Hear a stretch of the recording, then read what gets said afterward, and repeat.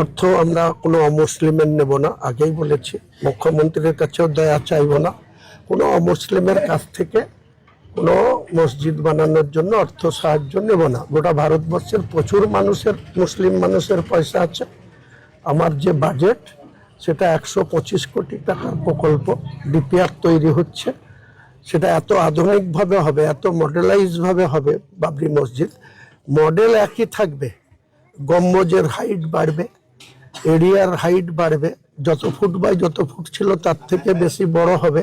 এবং দেখতে, আমি যেদিনই চলে যাই না কেন, আমি বলছি বাবর 400 বছর আগে করে গিয়েছিল।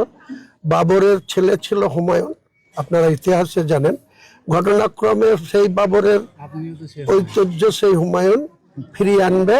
মুসলমানদের গর্ব করে যাতে বলতে পারে যে এক শ্রেণীর কর সেবকরা অন্যায়ভাবে 1992 সালের 6 ডিসেম্বর তৎকালীন প্রধানমন্ত্রী পিভি নরসিংহ রাওয়ের ভেতর থেকে মদত ছিল, তাই ঘন্টার পর ঘন্টা এইভাবে বাবরি মসজিদকে ধ্বংস করা হয়েছিল।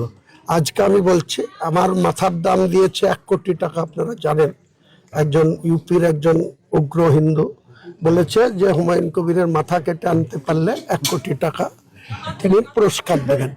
আমি সেই ব্যক্তিকে বলছি, তুমি এবং তোমার যত শক্তি আছে মুর্শিদাবাদের ভেন্যুতে আসো।